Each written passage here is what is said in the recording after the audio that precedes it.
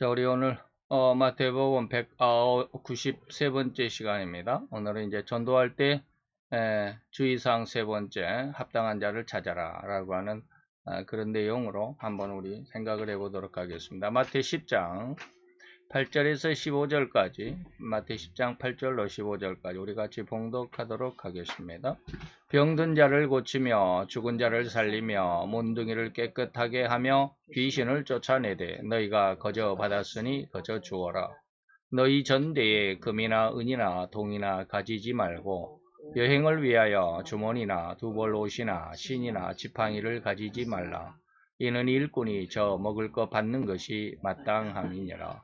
아무 성이나 촌에 들어가든지 그 중에 합당한 자를 찾아내어 너희 떠나기까지 거기 머물라. 또 그 집에 들어가면서 평안하기를 빌라. 그 집이 이에 합당하면 너희의 빈 평안이 거기 임할 것이요 만일 합당치 아니하면 그 평안이 너희에게 돌아올 것이니라. 누구든지 너희를 영접도 아니하고 너희 말을 듣지도 아니하거든 그 집이나 성에서 나가 너희 발에 먼지를 떨어버리라. 내가 진실로 너희에게 이르노니 심판날에 소돔과 고모라 땅이 그 성보다 견디기 쉬우리라. 아멘. 자, 이 말씀으로 우리 이제 193번째 시간입니다. 그래서 전도할 때 전도하면서 우리가 주의할 사항 여러 가지가 있지만 여기 성경 속에 나와 있는 그 말씀 속에서 한번 생각을 해봅니다. 첫째는 전대를 가지지 말라. 아주 흉악한 음흉한 그러한 돈주머니를 그런 계산을 갖지 말라라는 그런 뜻이었다고 그랬습니다. 지난 시간에 우리가 거저 받았으니 거저 주어라. 자, 오늘은 합당한 자, 합당한 곳이 아니라 합당한 자를 찾아내라. 그래서 오늘 우리가 과연 우리는 하나님께서 나를 보실 때 내가 너 백목사를 보니까 합당하다라고 이렇게 말할 것인지 그런 내용을 한번 잘 더듬어 보는 시간 갖기를 원합니다. 자, 이것은 매우 대단히 어려운 일입니다. 예수님은 가끔 베드로의 집에 머무시기도 했고 삭개오의 집에도 가셨고 마태의 집에도 들리셨습니다. 시몬 베드로의 집에도 계셨지만 주로 마르다 마리아 나사로 그 남매의 집이죠. 이 집에 또는 마가 요한의 집에서 예수님의 공생의 대부분을 보냈다고 할 수 있습니다. 예수님께서 성찬을 준비하실 때 마지막 성만찬을 준비하실 때 마가 요한의 어미의 집 우리가 다락방이라고 말할 때 마가 요한의 어미 그러니까 마가복음을 지은 마가보안의 그 어미의 집이다. 그게 마가의 집이었죠. 어디를 가든지 합당한 집이 아니라 합당한 자를 찾아내서 거기를 머물라고 하신 것입니다. 만약에 합당한 집을 찾는다면 합당한 집, 내가 기거하기 좋은 집, 내가 쉴 수 있는 편안한 집만을 찾아서 거기 주인이 좋아하든지 싫어하든지 상관하지 않고 머물라고 한 것이라고 오해하기가 쉽겠죠. 그러나 합당한 집이 아니라 합당한 자, 하나님의 복음에 하나님의 귀한 은혜 가운데에 함께 할 수 있는 자라고 하는 것이죠. 그래서 그의 집에 들어가서 떠나기까지 그 집에 머물라고 하신 것입니다. 자, 그렇다고 한다면 과연 우리의 집은 또 내 마음은 이 말이죠. 내 믿음은 이렇게 전도자들의 모셔드리기에 합당한 집이 될 수 있을 것인가 다시 한번 잘 생각해 보자 이런 뜻입니다. 자, 성경 기록 안에서 우리는 예수님을 맞이한 사람들과 그리고 거절한 사람들을 찾아볼 수 있습니다. 그러니까 어떤 사람은 예수님을 영접했고 어떤 사람들은 예수님을 거절했다 이런 뜻입니다. 먼저 예수님을 맞이한 사람들 그리고 또한 그러한 동네를 한번 찾아보는데 요한복음 4장에 있습니다. 수가성 사람들입니다. 수가성 사람들이죠. 거기에 보면 떼약볕에 너무나도 강렬했던 정오의 시간에 12시 보통 우리는 한 12시에서 2시가 가장 햇볕이 뜨겁다고 그러죠. 바로 그 정오의 시간에 한 여인이 동네 우물에 나왔습니다. 공동 우물에 나왔습니다. 요한복음 4장 6절에서 7절입니다. 거기 또 야곱의 우물이 있더라. 예수께서 행로에 권하여 우물 곁에 그대로 앉으시니 때가 제6시다. 6시는 바로 정오입니다. 12시다 이 말입니다. 근데 사마리아 여자 하나가 물을 기르러 왔다. 예수께서 물 좀 달라 하시니 라고 하는 것이죠. 자, 너무나도 볕이 뜨겁고 따가워서 다들 그늘과 집 안에 들어있을 시간인데도 그 여인만은 집에 필요한 물을 기르러 우물가에 나왔다라는 것이죠. 남의 누엔을 피했다라는 것이죠. 남들은 다 그늘과 집 안에 있는데 혼자 나왔으니까 남의 눈을 피했다라는 의미가 들어있고, 또한 남들과 마주치기 싫다라는 의미도 들어있다라고 해석할 수 있겠죠. 과연 이 여인에게는 무슨 사연이 있길래 한 동네 옆집 사람까지 마주치고 싶지 않을까요? 동네 사람들의 눈치를 봐야만 했을까 하는 것이죠. 이유는 바로 이 여인의 행실에 의한 결말이다. 그러니까 이 여인이 어떠한 행동을 했느냐에 따라서 동네 사람들이 그렇게 대접을 했다 이 말입니다. 동네 사람들이 여인을 일부러 왕따를 시킨 것이 아니라, 사실 말하면 내가 남에게 어떻게 평가를 받느냐라고 하는 것은 내가 그렇게 언행했기 때문에 그렇습니다. 그래서 내가 어떻게 말을 하고 어떻게 삶을 살았느냐에 따라서 나에게 상대방이 나를 자연스럽게 그렇게 대우하더라 이 말입니다. 그래서 그 여인의 행실에 의해서 나타난 결말이죠. 즉 동네 주민 사이에 이 여인은 그렇게 정숙한 여인으로는 소문나 있지 않았을 것이다. 반대로 이 여인은 창녀와 같다라는 이런 소문이 있었을 것이기 때문에 다들 그 여인하고 같이 하지 않으려고 하는, 만나지 않으려고 하는, 그렇죠? 왜냐하면 그녀는 이미 5명의 남자와 이혼한 경력이 있었고 지금 6번째 남편도 자기 남편이 아니라 정식 결혼한 것이 아니었다 이런 뜻이죠. 이게 이제 16절 18절인데 예수님께서 가라사대 너의 남편을 불러오라 하니까 여자가 대답하여 가로되 나는 남편이 없나이다 라고 대답했죠. 예수께서 그 말에 뭐라 그랬냐면 네가 남편이 없다는 말이 옳구나, 네가 진실을 말하고 있구나 이런 뜻이죠. 네가 이미 5 남편이 있었지만 지금 있는 6번째 남편도 네 남편이 아니니 네가 남편이 없다는 말이 옳다. 참 기가 막힌 말이죠. 이런 말은 다음에 계속하겠지만 좌우지간 이런 상황에서 이 여인은 바로 우물가에서 예수 그리스도를 만나게 되었습니다. 그래서 이제 그 이후에 당신이 바로 선지자군요, 그리스도군요 라고 이렇게 만나게 됩니다. 그녀는 이미 야곱의 후손으로서, 다시 말하면 믿음의 가문으로서 살아왔던 그런 여인이었습니다. 비록 현실적인 생활은 창녀와 같은 불결한 삶을 살고 있으면서도 나름으로는 나는 모태 신앙이다. 우리가 선조 대대로 이 말이에요. 선조 대대로 모태 신앙이다라고 고백하는 상황이었다고 해도 과언은 아닐 것이다. 저는 이제 뭐 모태 신앙은 아니지만 지난 시간에 제가 저희 친구 목사를 만났다고 그랬잖아요. 근데 저희 친구 목사가 외할아버지가 목사고 어머니도 아주 신앙의 깊은 그런 어떤 직분을 가지고 있었나 봐요. 그런 상황 속에서 9살 때 우리 친구가 9살 때 아버지가 돌아가셨대요. 돌아가셨답니다. 그래서 이제 할아버지 목사님 할아버지 밑에서 이제 성장을 했는데 굉장히 힘들었던 모양이죠. 그래서 9살 때니까 초등학교 1학년 때겠죠. 그래서 굉장히 방황을 많이 했답니다. 목회자 가정에서, 그것도 아버지도 아니고 할아버지 밑에서, 할아버지 목사님 밑에서 삶을 살다 보니까 굉장히 힘들어서 엄청나게 방황을 했대요. 그래서 고등학교 때는 물론 저하고 친한 그런 친한 관계는 아니었습니다.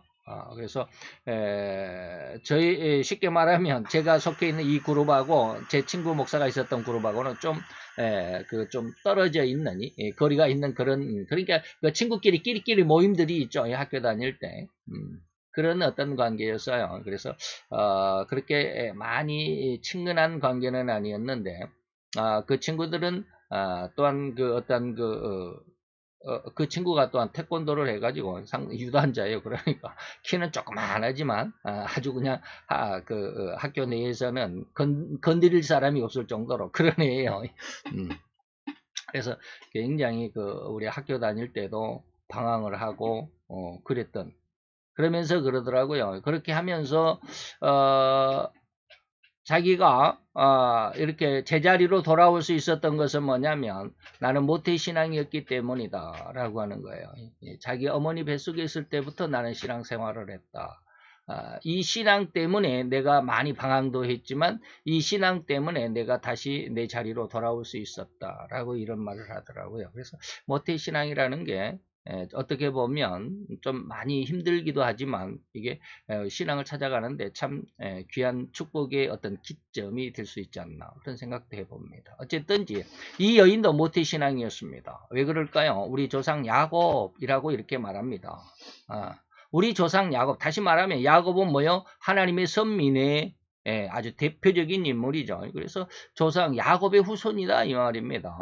야곱의 후손, 야곱의 12 아들. 그래서 그 야곱의 12 아들이 이제 이스라엘이 되잖아요. 12족속이 되고 그 족속을 또 지파라고도 하고 그러죠. 그렇기 때문에 우리 조상 야곱이라고 말하는 이런 고백이라고 한다면 나는 대대로 뭐요? 모태신앙이고 신앙의 가문이다라고 이렇게 말하는 것이죠. 다시 말하면 이렇듯 신앙인이면서도 가장 올바른 신앙생활을 하지 못하고 있었던 여자였습니다. 그래서 그런 그녀에게 엄청난 변화의 기회가 찾아왔습니다. 바로 메시아요 그리스도인 예수님을 만나게 됐다. 다시 말하면 이 모태신앙이 아주 좋은 점은 뭐냐면 예수를 금방 알아본다는 거예요. 물론 금방 쉽게 알아보는 건 아니지만 알아볼 수 있는 기본 틀은 가지고 있다라고 하는 거예요. 굉장히 중요합니다. 그래서 웬만한 사람은 예수를 불신자의 가정에서는 예수를 잘 못 알아봅니다.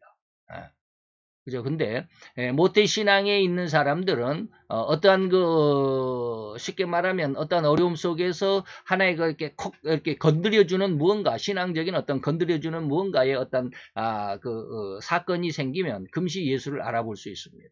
이 여인이 바로 그러한 은혜를 받은 자죠. 그래서 급기야는 메시아고 그리스도인 예수를 알아볼 수 있게 됐죠. 그리고 이 여인은 진실로 내가 메시아를 만났다라고 하는 것을 다시 말하면 예수가 메시아인 것을 확신했고 그런 그리스도를 신앙으로 모셔드리게 되었고 그리고 온 이 수가성을 전도하게 됐습니다. 이제 28절에서 30절까지 보니까 여자가 예수를 그리스도를 알고 받아들이고 난 다음에 물동이 자기가 뭐요? 가장 중요한 것이 지금 현실적으로 물이 필요했죠. 그래서 물동이를 가지고 물을 길들어 왔는데 물동이는 내팽개치고 이 말이에요. 현실적인 모든 삶의 중심을 내팽개치고 먼저 예수를 증거하는 동네에 들어가서 사람들에게 전도했다 이 말입니다. 나의 행한 모든 일을 말한 내 사람을 이 사람을 보라. 그가 그리스도가 아니더냐. 그래서 이 모든 동네가 예수께로 나왔다라고 이렇게 말합니다. 이어서 39절에서 41절까지 보니까 이제 이 동네가 예수를 만나러 왔던 수가성 여인의 전도에 의해서 예수를 만나러 왔던 사람이 마지막 때는 이제 이틀을 더 예수님과 함께 복음 쉽게 말하면 요즘으로 말하면 수련회를 했던 모양이죠. 온 동네가 거의 전체가 다 예수님과 함께 이틀 동안 수련회를 했습니다. 말씀 사경회를 했습니다. 그리고 나서 여자의 말이 그가 나의 행한 모든 것을 내게 말했다 증거함으로 그 동네 중에 많은 사마리아 사람이 예수를 믿은지라. 사마리아인들이 예수께 와서 자기들에게 함께 유하기를 청하며 거기서 이틀을 예수님과 함께 더 있었죠. 그래서 예수님의 말씀을 인하여 믿는 자가 더욱 많게 됐고 그 제자에게 말하되 이제 동네 사람들이 뭐라고 그러느냐면 이제 우리가 예수를 믿는 것은 너가 전도했던 그 말을 인해서 내가 예수를 믿는 것이 아니라 이는 우리가 친히 예수에게 듣고 그가 참으로 세상의 구주신 줄 알았기 때문이다. 자, 전도할 때 가장 중요한 건 이것이 여기에서 핵심이 나타나는데 전도하면 전도하는 사람이 중심이 되어서 그 사람이 대장이 되는 것이 아니라 예수를 만나게 해줘야 되죠. 예수를 만나게 해줘야 돼요.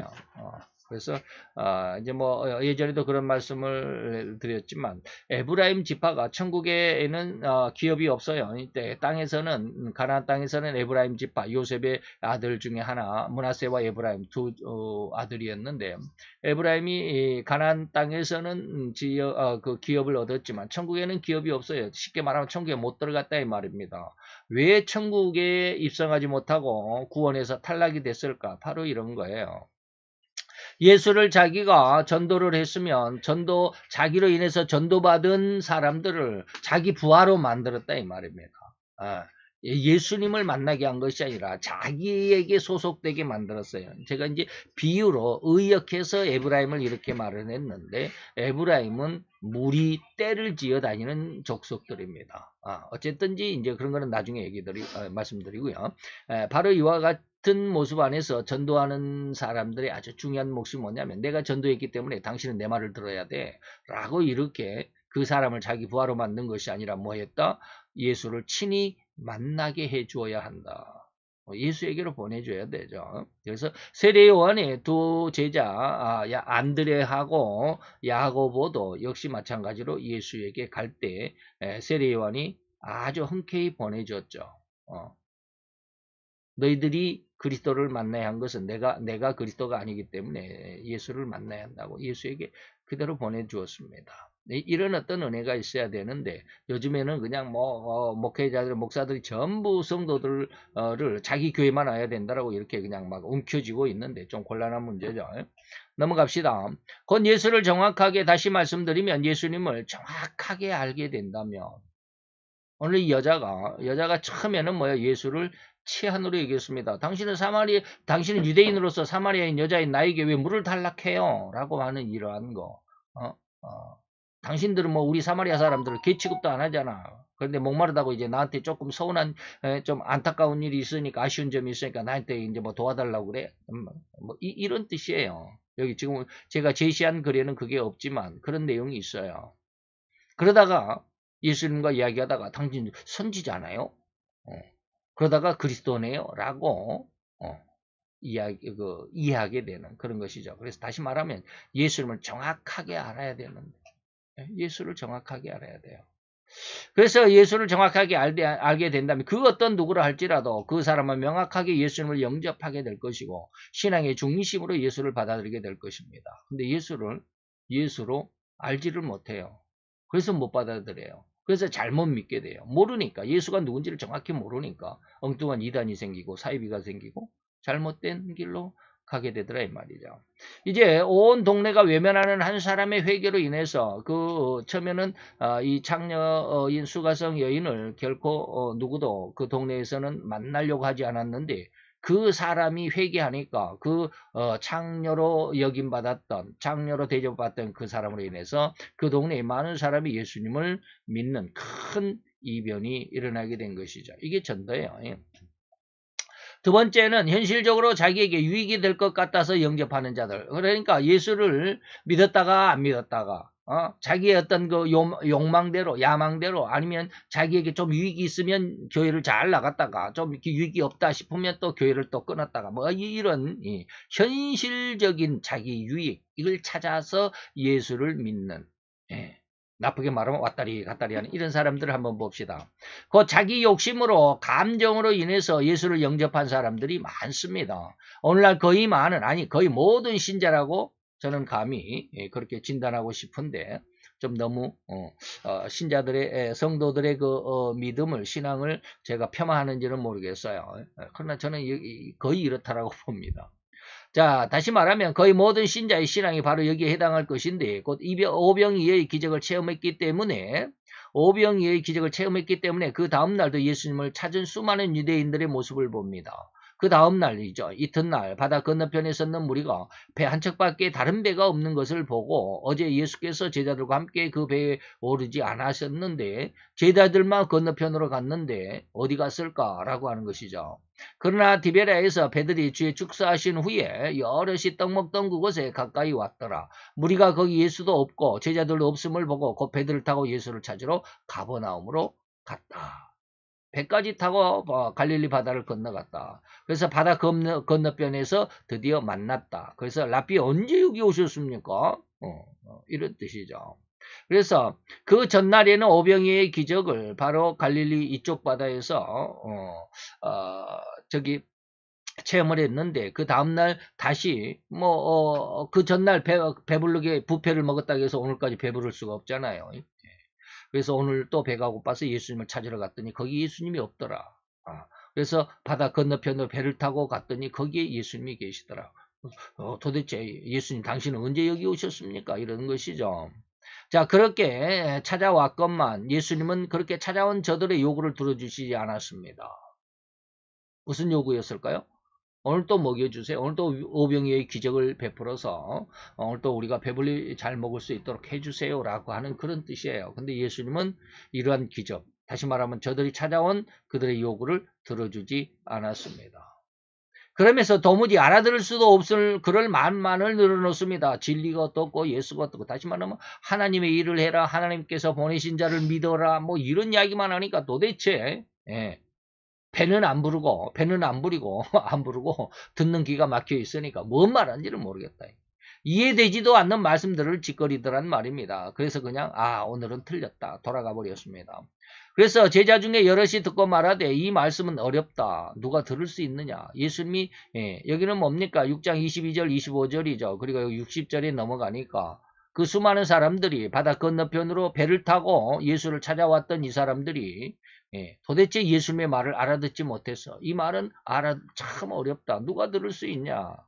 그래서 다시 다 물러가 버리고 말았습니다. 그래서 이후 예수님께서 어린 나귀를 타고 다시 예루살렘에게 입성하는 그런 시간이 왔습니다. 그랬더니 죽기를 각오하고 다시 예수님을 영접했습니다. 누가?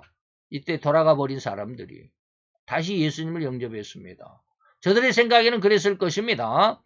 우리가 예전에 그의 말씀을 알아듣지 못하고 되돌아 나오고 말았는데 이렇듯 어린 나귀를 타고 예루살렘에 입성하는 것을 보니까 진정 성경이 저 예수로 말미암아 이루어지겠구나 라고 하는, 자, 우리가 너무나도 어리석다, 예수를 외면하다니 라고 생각했을 것입니다. 그래서 12장에 요한복음 6장에서는 이제 물러왔다가 12장에 다시 예수님께 나옵니다. 이때 종려나무 가지를 가지고 예수를 맞으러 나갑니다. 그래서 호산나 찬송하리로다, 주의 이름으로 오시는 이 곧 이스라엘의 왕이여 라고 이렇게 예수를 영접했다, 이런 말입니다. 자, 호산나라고, 이것은 이스라엘 왕이여 라고 외치는 그런 의미입니다. 호산나 하는 것은 이스라엘 왕이여, 이스라엘 왕이시오 라고 하는 그런 뜻입니다.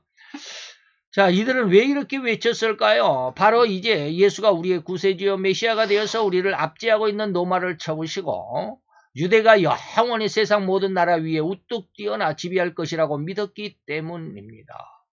이 믿음을 지금도 유대인들이 가지고 있는데, 지금 유대 나라에는 누가 주인이라고요? 아슈케나지 유대인들이 주인이라고 그랬습니다. 거의 90% 이상이 아슈케나지 유대인들이라고 그래요. 근데 이 아슈케나지 유대인들이 시오니즘이라는 지금 단체를 만들어서 있죠. 그 시오니즘의 목표가 뭐라고요? 시오니즘의 목표는 세상을 유대인들이 통일하는 것입니다. 그래서 세상을 정복하는 것입니다. 바로 이때 이러한 의도가 지금도 유대인들의 마음속에 있습니다. 자, 그런데 그 예수가 이제 왕으로 오셔가지고 로마를 쳐부시고 유대가 영원히 모든 나라 위에 우뚝 뛰어나 지배할 것이라고 이제 예수를 필두로, 예수를 지도자로 해서 우리나라가 이제 독립할 것이라고 이렇게 믿었는데 일주일도 안 돼가지고 그저 너무도 무기력하게 로마의 군병들에게 붙들려가는 꼴을 봤을 때 유대인들은 너무나도 기가 찼을 것입니다. 그렇게 죽기를 각오하고 호산나를 외쳤건만 이게 도대체 무슨 꼴이냐, 이런 황당함을 금할 수 없었을 것이다 이 말이죠. 그래서 그들은 도리어 그렇게 영접했던 예수를 이제는 십자가에 못 박고자 했던 갈대같이 이리저리 흔들리는 흐느적거리는 바람에 의해 이리저리 오가는 물 없는 구름과도 같은 그저 인간적인 욕망과 야망만을 가지고 예수를 바라봤던 그런 자들, 그런 무리라고 해석할 수 있습니다.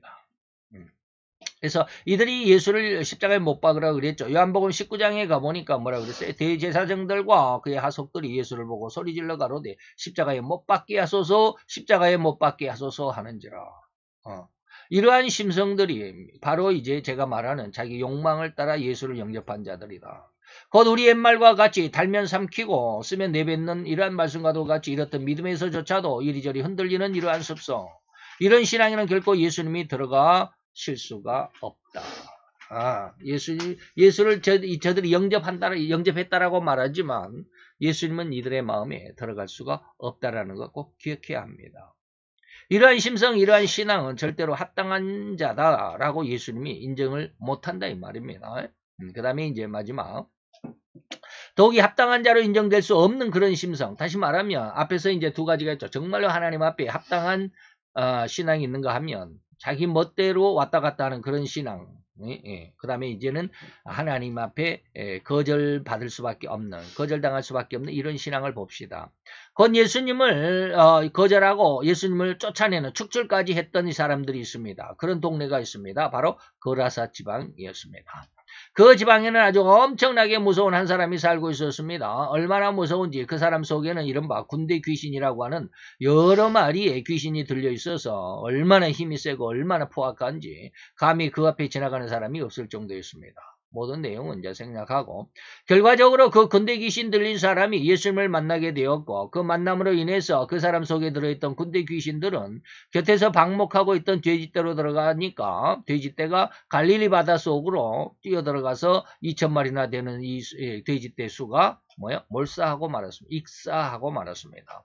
이러한 상황에 이러한 사실이 돼지의 주인들에게 알려지게 되었고 그 돼지의 주인들이 동네로부터 나와 예수를 만나고서는 갈릴리 바다에 2,000마리가 둥둥 떠 있으니까 얼마나 기가 막혔겠습니까? 그래서 예수께 이렇게 이야기합니다. 우리 마을에서 떠나시오라고 예수를 영접하기보다는 내쫓았다 이 말입니다. 왜 그랬을까요? 예수하고 같이 생활을 하게 되면 어떠한 손해가 날지 몰라. 지금 재산이 2,000마리나 되는 돼지떼도 지금 다 몰살해가지고 완전히 떼거지가 돼버렸잖아요. 알거지가 돼버렸잖아요. 한순간에. 그러니 예수 믿으니까 이런 손해가 있겠다. 이런 뜻입니다. 곧 그들에게 예수는 자기의 재산이나 손해나 재산에 손해나 입히는 못된 사람으로 인식이 되었습니다. 그래서 예수를 믿으면 11조나 하고 감사헌금을 내기만 하지 결코 교회에서 얻어지는 것이 없다라고 인식하는 이러한 마음, 이러한 믿음을 가진 자들이죠. 이러한 심성과 생각, 이러한 사상을 가진 자들을 어찌 주님은 합당하다 하시겠는가 이 말이죠. 그러나 요한복음 12장에서 나사렛의 여동생 마리아는 예수님의 장사를 위해서 예수님의 죽으신 것을 위해서 자기의 그 결혼 예물 나드 기름 한 근을 예수님의 머리에 쏟아부었습니다. 나드 기름 한 근. 자, 요한복음 12장 3절에 보니까 마리아는 지극히 비싼, 값이 비싼, 그때도 비싸지만 요즘에도 비싼 모양이에요. 비싼, 그러니까 이게 향수죠. 향수입니다. 근데 옛날에는 향수를 뽑아내는 기술이 거의 요즘처럼 그렇게 쉽거나 용이하지 않기 때문에 더 비쌌겠죠. 그래서 한 근이면 뭐예요? 우리가 머그컵에 머그컵 한 잔쯤 될 것 같아요. 그보다 좀 못하겠지만 머그컵 한 잔쯤 되는 게 한 근쯤 됩니다. 그래서 비싼 향유 곧 순전한 나드 한 근을 가져다가 예수의 발에 붓고 자기 머리털로 그의 발을 씻긴 이 향유 냄새가 집에 가득했다. 자, 이 나드 기름은 300데나리온의 가치를 가졌다라고 제자 유다가 계산합니다. 계사가 아니라 계산합니다. 이 한 데나리온은 뭐요? 장정이 하루 품삯으로 계산하는 가치입니다. 그러니까 300데나리온은 뭐요? 300일 노동가치, 1년이죠. 1년, 거의 1년의 노동가치입니다. 근 1년 동안 안 먹고 안 입으면서 모은 재산이라고 해도 과언이 아닐 정도로 비싼 그런 가치죠. 오늘날의 가치로 환산해 볼까요? 한 끼 식사에 오늘날에 10,000원으로 계산을 해보겠습니다. 10,000원으로. 계산하면 하루에 3끼니까 하루에 30,000원이 될 것이고 식사값으로만 하루에 30,000원. 그런데 장정이 하루에 얼마에 요즘에는 150,000원입니다. 하루에 150,000원이에요. 기술이 없어도 150,000원. 기술이 있으면 막 한 200,000원, 250,000원. 거기다가 팀장, 10장이라고 그러죠. 팀장이 되면 300,000원이에요. 근데 30,000원 치면 굉장히 작게 친 것입니다. 그냥 밥값으로 지금 계산한 거예요. 5배가 작죠. 3만원이면 일당이 15만원인데 3만원이면 5배가 5분의 1입니다. 그래서 3만원으로만 계산해 봅시다. 얼마나 되는지요. 3만원으로 일을 300일로 계산을 하면 뭐요? 3만 곱하기 300 그러니까 얼마요? 9억 원입니다. 900만 원입니다. 900만 원입니까? 왜 9억 원이라고 그랬을까? 900만 원이죠. 그러면 5배는 900만 원이니까 1,000만 원 잡고 5배는 5천만 원. 그 밥값으로 계산하니까 얼마 안 되네. 하루 일당으로 계산하면 15만 원이니까 1년치면 300일이니까 한번 4,500만 원입니까? 4,500만 원. 이 가치를 예수님의 머리와 발에 부어버린 것이죠. 한순간에 900만 원이라고 해도 여러분들 이렇게 쏟아 붓겠습니까? 안 되겠죠. 오로지 예수님의 장사를 위해서 말입니다. 지금 마리아의 그 신앙의 의미와 그 내용을 설명드리지는 않겠지만 지금 뭐 요한복음 저기가 아니니까 참으로 이렇듯 세상적인 가치를 따지지도 묻지도 않고 오로지 하나님의 영광과 하나님의 사역과 하나님의 그 목적을 위해서 헌신할 수 있는 이 신앙과 그 성품이 바로 하나님께 온전히 합당한 자라고 여길 수 있었던, 그래서 예수님은 이 마리아 마르다 그리고 나사로의 집에 거의 지낼 수 있었습니다. 자, 이렇게 합당한 자를 찾는 일이 쉬운 일이 아닐 것입니다. 바울은 빌립보에서 자주옷감을 파는 자주옷감 장사 루디아의 집에서 기거하면서 빌립보 교회를 세웠죠. 고린도 교회에서는 브리스길라와 아굴라라고 하는 두 부부가 있었는데 이들이 바로 그 천막을 지으면서 사도 바울을 도와서 고린도 교회를 세웠습니다. 그리고 로마 옥중에 들어가기 전에는 드로아라고 하는 집에 가보의 집인가? 드로아에 있는 가보의 집에서 마지막에는 또한 로마의 새방에서 기거하면서 거기 복음을 전하다가 이제 마지막 순교에서 순교하게 됐던 것이죠. 이렇듯 또 엘리야는 뭡니까? 옛날 그리시네가에서 또 호렙산에서 갈멜산에서 심지어는 사렙다 과부 집에서 한 움큼 남은 밀가루를 얻어먹는, 이것이 옛날 참된 종들이 살아온 생애였다라고 하는 것이죠. 네, 늘 그러면 하나님의 종들은 가난하게 살아야만 되느냐? 그렇지는 않아요. 거기한 사람들은 속된 사람들의 눈에 보이지가 않습니다. 보이지가 않나요? 왜? 외형적인 것만 바라보기 때문에 그 속에 있는 것을 모르잖아요. 이 같은 종들을 알아보지 못하고 오히려 죽이려고 하였던 그런 시대에 이러한 사람들만이 살아가는 이 시대가 바로 그런 시대죠. 뭐 옛날이나 예수님 시대나 오늘날이나 마찬가지예요. 그래서 합당한 자야 그런 일을, 주님을 모시는 일을 즐거운 일로 알겠지만 그렇다고 일꾼들이 뻔뻔스럽게 나는 받을 수 있다, 나는 받아야 된다라고 당연한 것처럼 막 내놓으라고 그렇게 해서는 안 되겠다, 이런 뜻입니다. 자, 오늘 예수님 앞에 합당한 자가 과연 누굴까라고 하는 것을 한번 살펴보았습니다. 세 가지. 합당한 자의 모습, 또 중간쯤 이랬다 저랬다 하는, 그리고 전혀 합당할 수 없는 하나님을, 예수님을 오히려 쫓아 축출해내는 이러한 그 신앙들을 한번 살펴보았습니다. 과연 나는 예수님 앞에서 어떠한 신앙의 모습으로 살아가고 있는지 잘 한번 점검해 보시기를 바랍니다. 기도합시다. 할렐루야. 주님, 오늘도 여호와의 귀한 은혜와 은총, 주의 영광 앞에 감사를 드리나이다. 우리의 약하고 부족한 너무나도 나약한 모습들 주님 불쌍히 여기시고 우리로 인하여 진정 오늘 말씀과도 같이 하나님께서 합당히 여길 수 있는 귀하고 아름다운 신앙으로 성장하게 도와주시옵소서. 우리의 신앙이 진실로 하나님 앞에 온전하게 되어 하나님이 기뻐하시는, 하나님이 선히 여기시며 하나님이 온전하게 여기시는 신앙으로만 성장하여 열매되게 하시고 하나님이 기뻐하실 수 있는 귀한 신앙이 되게 하여 주옵소서. 오늘도 주의 영광의 빛을 감사를 드리며 예수 그리스도의 이름으로 기도하였사옵나이다. 아멘. 524장입니다. 524장.